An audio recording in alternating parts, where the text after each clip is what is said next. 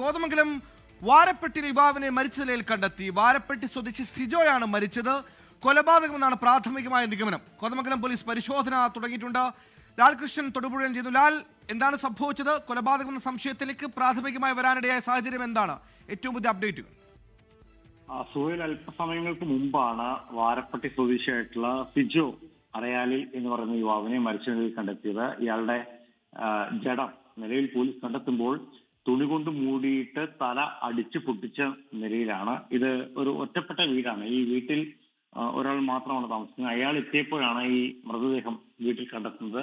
ഇയാൾ തന്നെയാണ് പോലീസിലും സമീപവാസികൾക്കും വിവരം കൈമാറുന്നത്. തുടർന്ന് കോതമംഗലം പോലീസ് പരിശോധനയ്ക്കായിട്ട് അവിടെ എത്തുകയായിരുന്നു. എത്തിയ സമയത്താണ് ഇയാൾ മരിച്ചതായി കാണുന്നത്. 47 വയസ്സിനടുത്ത് പ്രായമുള്ള സിജോ അറയാലിൽ എന്ന് പറയുന്ന യുവാവാണ്. വാരപ്പെട്ടി സ്വദേശിയാണ് എന്നുള്ളത് തന്നെയാണ് നിലവിലുള്ള വിവരം. ഈ മരണ കാരണമടക്കമുള്ള കാര്യങ്ങൾ ഇപ്പോഴും പരിശോധിച്ചു വരികയാണ്.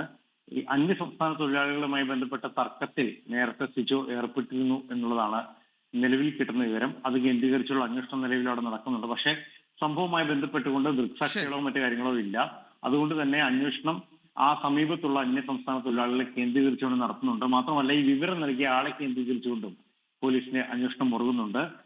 അല്പസമയങ്ങൾക്ക് മുമ്പ് കണ്ടെത്തിയ മൃതദേഹത്തിന്റെ അടിസ്ഥാനത്തിൽ നിലവിൽ ഫോറൻസിക് അടക്കമുള്ള വിദഗ്ധരെ എത്തിച്ച് പരിശോധന നടത്തി വിദഗ്ധമായ റിപ്പോർട്ട്.